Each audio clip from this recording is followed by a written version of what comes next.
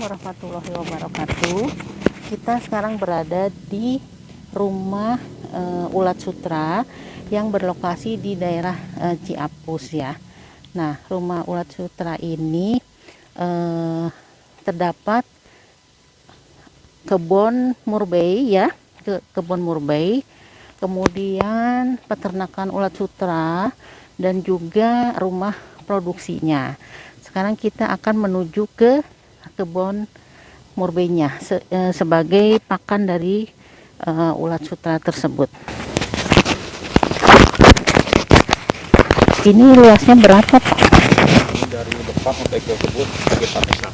Oh, luas dari rumah ulat sutra ini sekitar 4 hektar ya.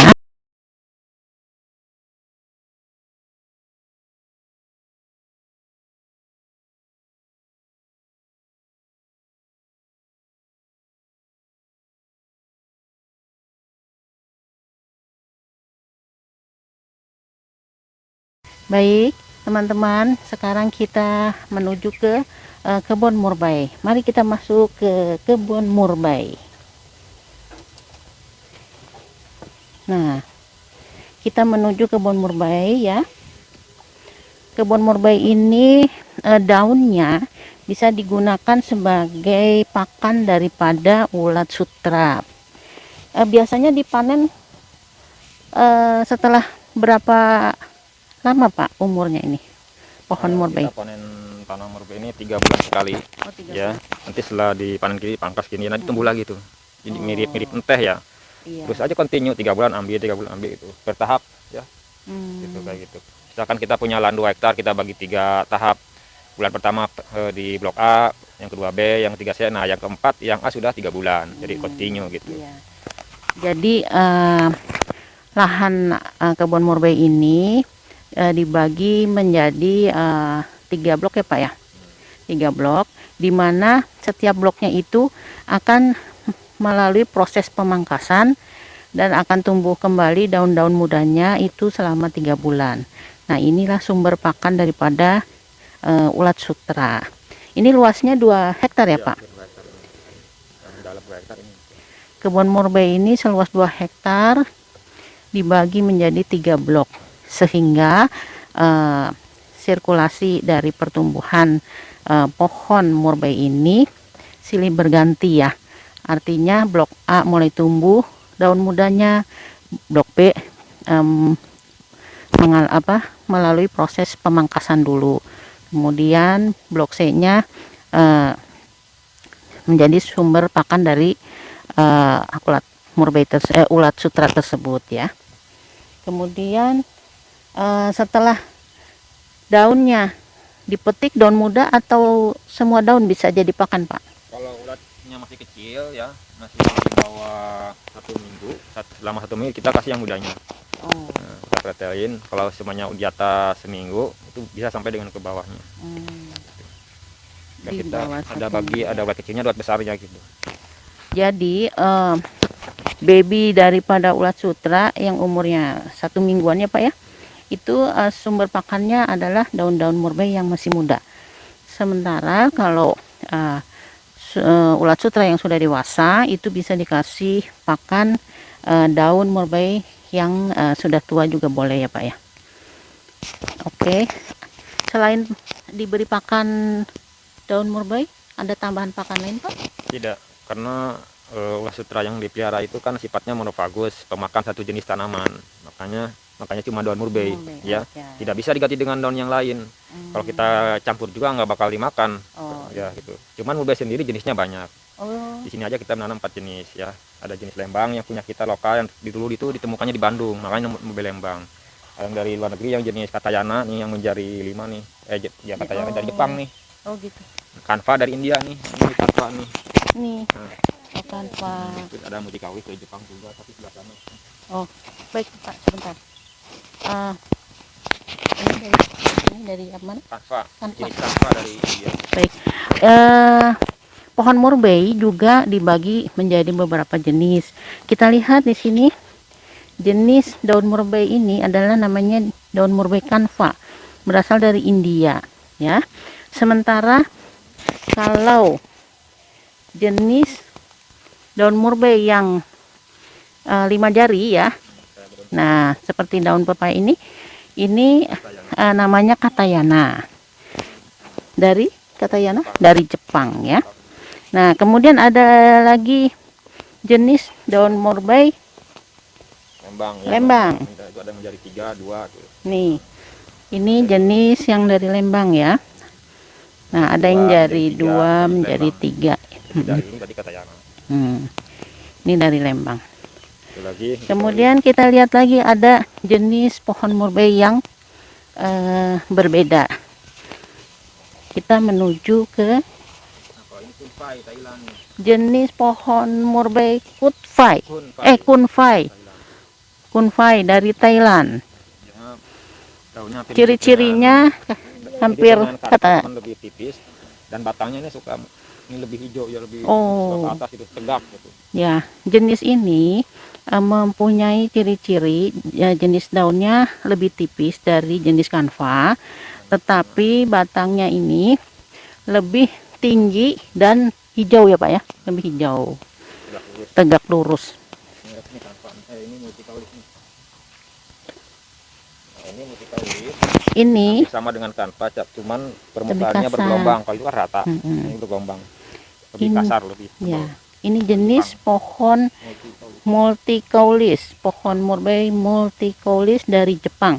Ciri-cirinya hampir seperti kanva, namun dasar daunnya itu agak kasar ya, bergelombang.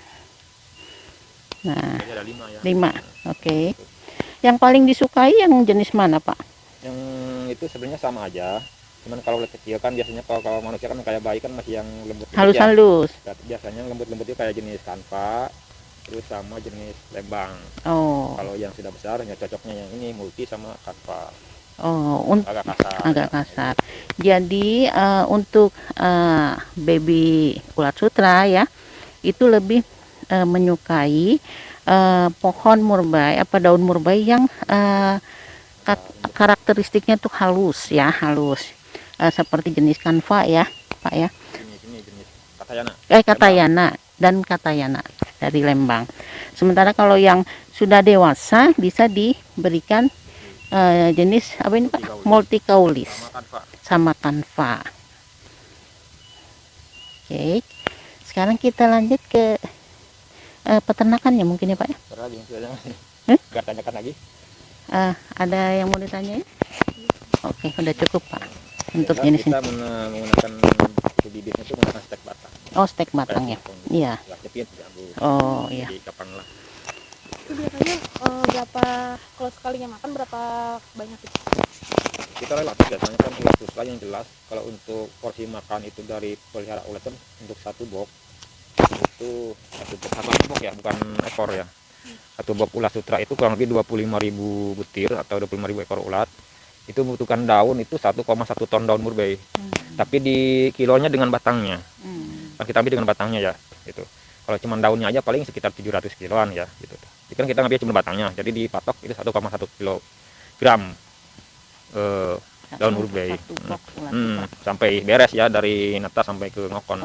Satu periode lah gitu. Oke, jadi kebutuhan pakan daun murbei ini untuk satu box ulat sutra dari baby sampai dia menjadi kokon ya, itu membutuhkan 1,1 ton pakan daun murbei ya. Sekarang kita akan lanjut ke peternakan ya Pak. Mari. Baik teman-teman, kita menuju ke peternakan ulat sutra.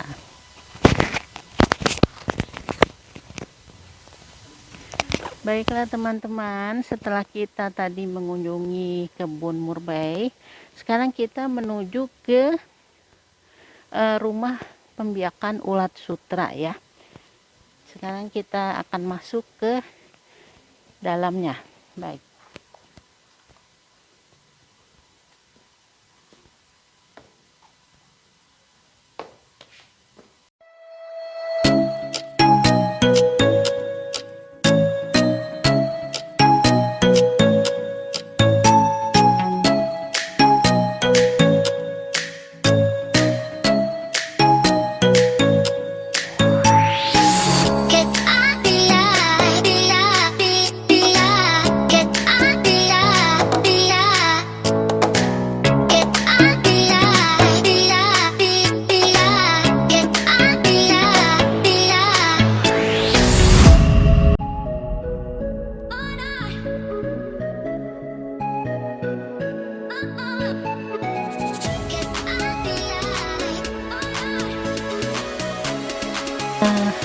Baik teman-teman, kita akan melihat rumah ulat sutra ya, di mana di sini terlihat ulat sutra yang berumur sebulan dan sudah memproduksi kokon ya Pak, ya kokon atau kepompong ya.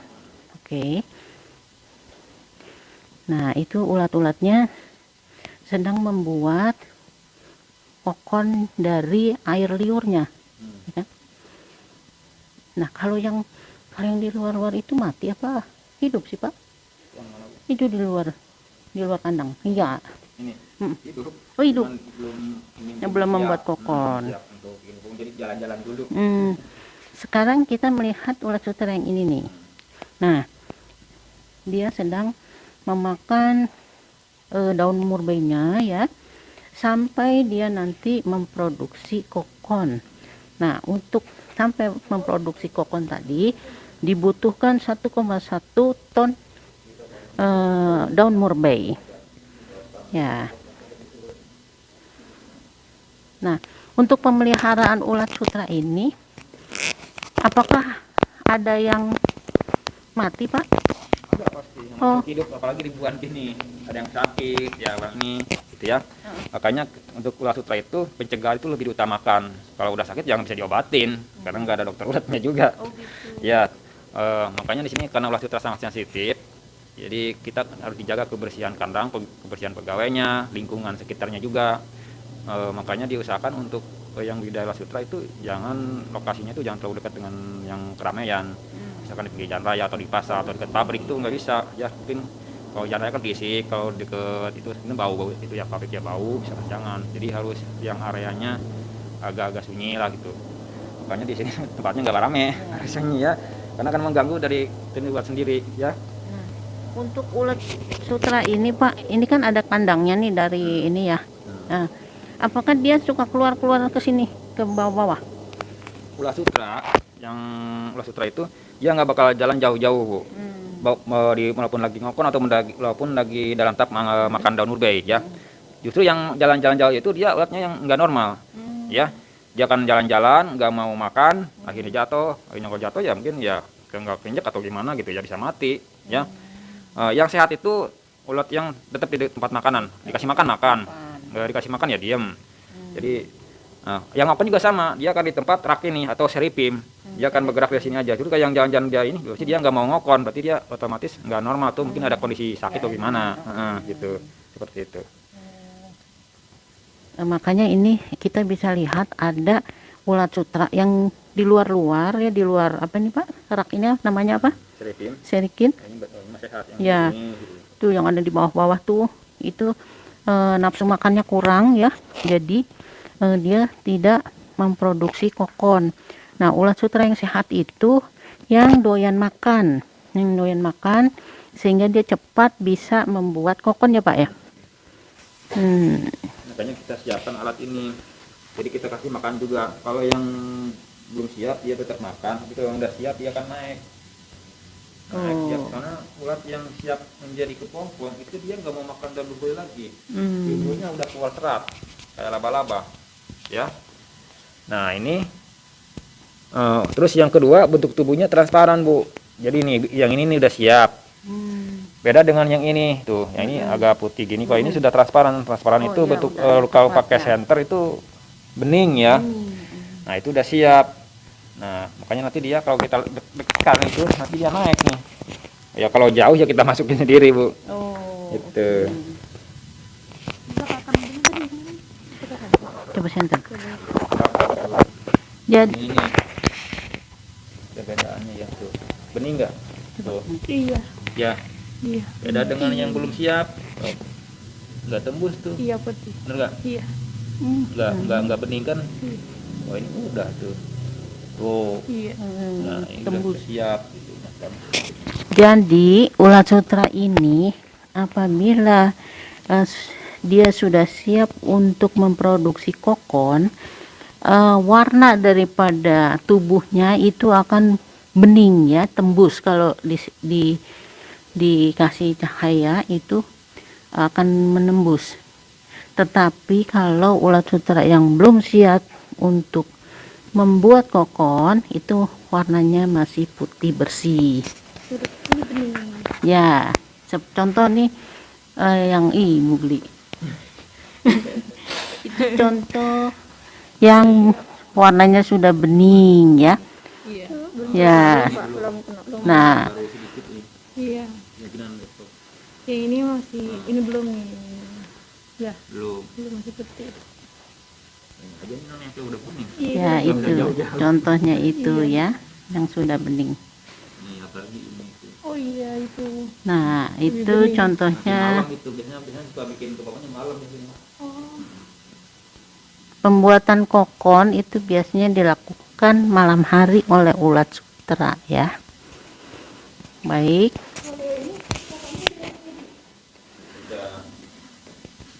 Itu yang nempel, berarti yang nempel di alas itu udah masuk ke sini ya, gitu. Ada yang nempel di sini di pojokan gitu ya, tuh kayak ini kan tuh, ini di pojok tuh. Oh iya itu ada. Jadi nggak masuk ke sini gitu. Biasanya bikinnya malam ketahuan. Berarti kadang dia suka kesini nggak?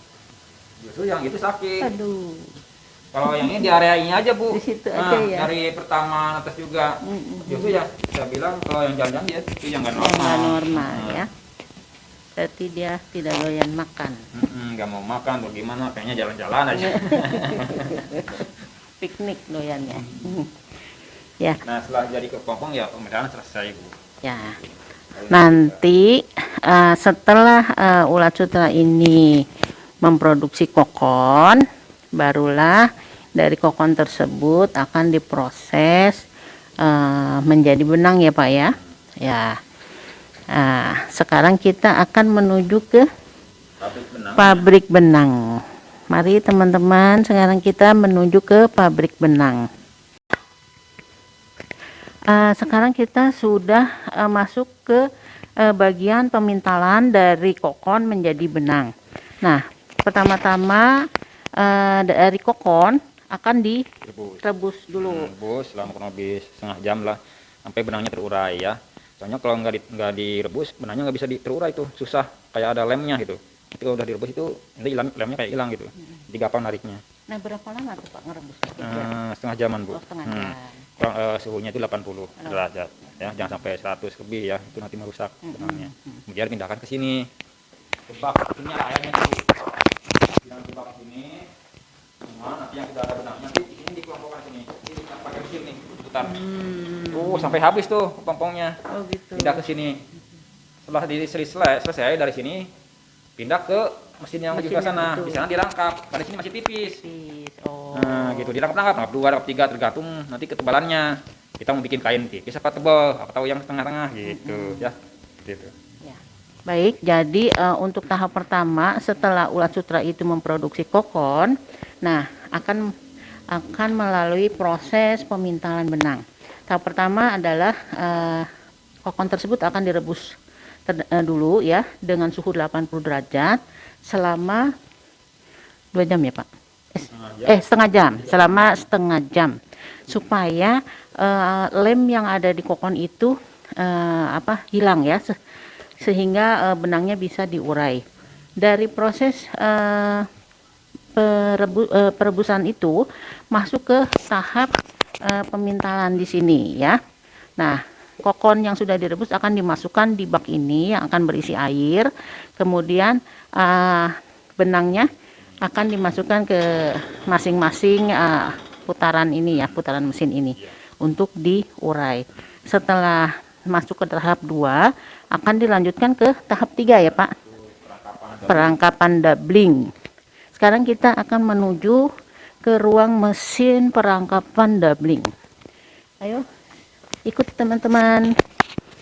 Nah, di sini adalah ruang perangkapan doubling di mana mesin-mesinnya juga lebih rumit ya. Nah, 3 tuh ya. Jadi satu nantinya tuh ya.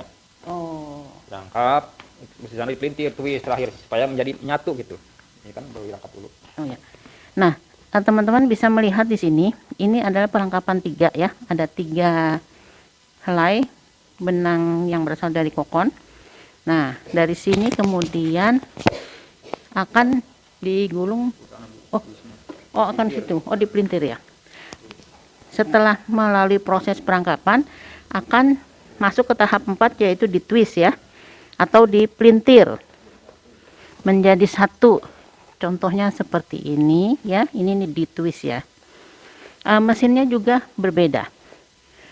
Kita lihat mesin twist.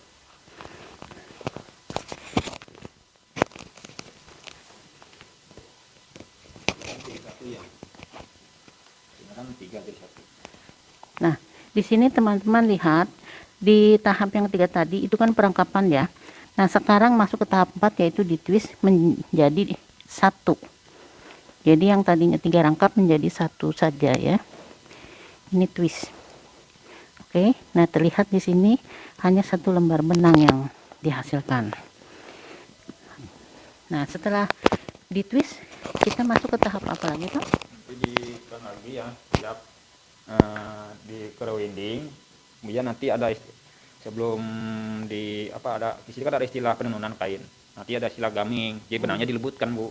Kalau ya Ibu pegang kan itu masih alami. Ya. Nanti kan kalau sutra kan harus lembut. Ya, nanti ada tahap pelembutan benang sutra, namanya proses gaming gitu. Kalau udah selesai semua ini gitu. Baru dibawa ke tenun. Jadi setelah kita melalui proses twist ya, ini apa yang tadinya rangkap 3 menjadi 1, tetapi ini kalau dipegang benangnya masih kasar ya. Jadi kita akan masuk ke tahap kelima, yaitu pelembutan ya, pelembutan atau gaming, istilahnya gaming ya. Baik, setelah itu baru bisa diproses menjadi kain ya Pak, tenun. Kalau ini mesin apa Pak? Tenun. Jadi Oh, dari ini. sana nanti ukurannya dilebarkan lagi, Bu. Ya ukurannya di Kecil. luar kecil ya. Baru setelah itu direbus, digaming. Oh, ini. Seperti yang teman-teman lihat, ini adalah mesin gaming ya. Jadi terakhir ini. Ini step terakhir, winding, mesin winding. Jadi memproses dari gulungan kecil ke gulungan besar. Ya. Supaya nanti kan kita cara merebusnya gimana? Nanti hasilnya kan gulungan besar, Bu, udah lihat sana. Dari hasil gulungan kecil yang tadi, kita akan proses menjadi gulungan yang besar ya. Baik teman-teman, kita akan melihat proses dari gulungan kecil dirubah menjadi gulungan yang besar ya. Nah, jadi udah ringaskan ke jadi gulungan besar, baru nanti diproses, nanti digaming itu direbus lagi, Bu. Jadi menggunakan zat tertentu, nanti biar lembut gitu.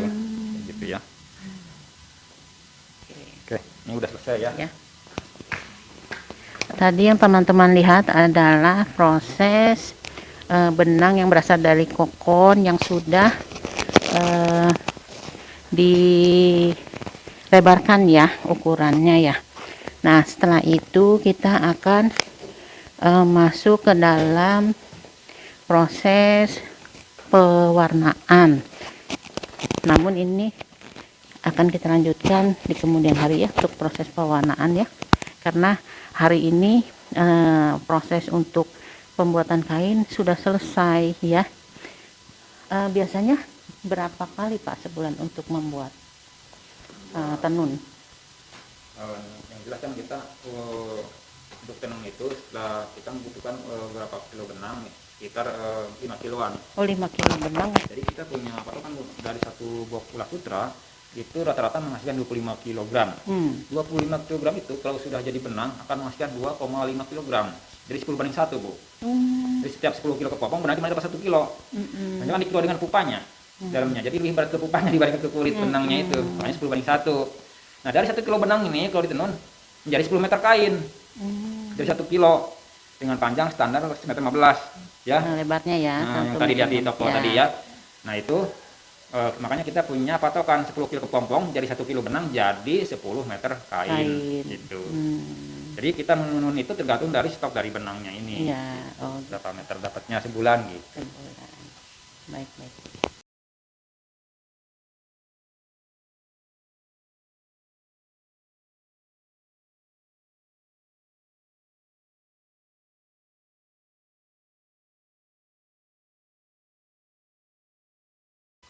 Baik teman-teman, tadi kita sudah ke rumah pembuatan benang yang berasal dari kokon. Sekarang kita masuk kepada rumah hasil produksinya. Dari benang kokon tadi, seperti ini kokon yang tadi ya. Nah, ini setelah dipintal menjadi benang, kemudian dilakukan proses pewarnaan ya mungkin ya. Nah, itu bisa menghasilkan kain seperti contoh. Nah, ini adalah hasil dari benang yang lembut ya, menjadi sebuah selendang.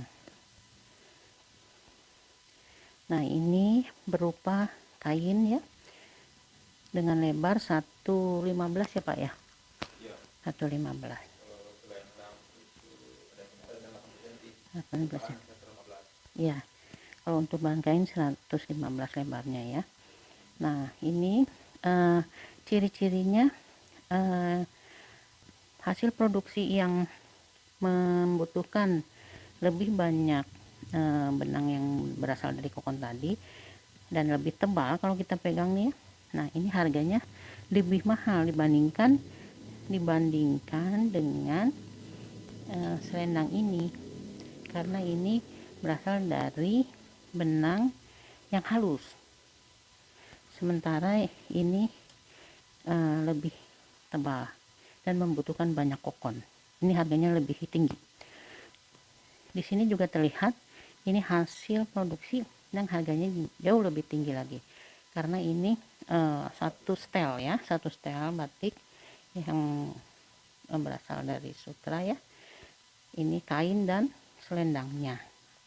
Nah, produk daripada benang sutra ini berkisar dari 200.000 ke atas, tergantung dari ketebalan hasil produk yang menggunakan benang kokon tadi.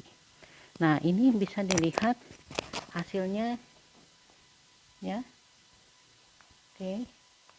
Nah, ini juga ini mahal ya, karena ini kualitasnya lebih bagus.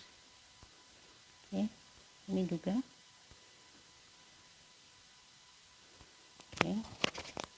Nah, ini kalau yang ini berupa ini apa? Kerudung ya, kerudung.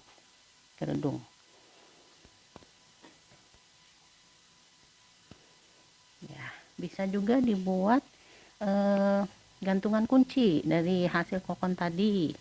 Ini contohnya. Oke. Bisa juga dibuat inovasi baru berupa masker dari sutra. Kalau yang ini tadi, ini berupa produk facial muka. Penggunaannya bagaimana Pak? Oh, direbus. Oh, jadi kokon ini digunakan sebagai facial muka dengan cara merendam dengan air hangat selama 5-10 menit. Nah, kemudian setelah direndam, kokon ini bisa kita masukkan jari kita nih, ada lubangnya ya. Nah, masukkan baru dioles-oles ke muka ya. Ya, ini untuk memperhalus muka. Oh, fungsinya adalah untuk menghaluskan kulit dan membuang kulit mati yang ada di muka kita ya. Ini kokon ini. Jadi banyak inovasi-inovasi yang dapat dilakukan dengan memproduksi kokon ya, memproduksi ulat sutra ini. Kemudian bisa juga dibuat oke. Produk yang lain oke.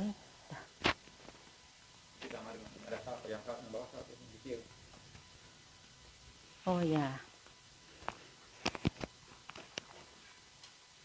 ini juga bisa dihasilkan produk lain, bisa berupa apa ini, sarung bantal bukan, selendang ya, selendang juga. Oke ya, demikianlah teman-teman apa yang kita sudah survei ya, dari kita melihat lahan pohon murbei, kemudian dilanjutkan dengan peternakan ulat sutra, kemudian rumah pemintalannya, dan rumah produksi yang berasal dari ulat sutra. Nah, semoga survei ini bisa menjadikan pembelajaran bagi kita semua bagaimana berinovasi atau memulai bisnis di bidang bio ya, terutama yang termasuk pada kategori non pangan ya, produk bio yang non pangan. Demikian teman-teman, wassalamualaikum warahmatullahi wabarakatuh.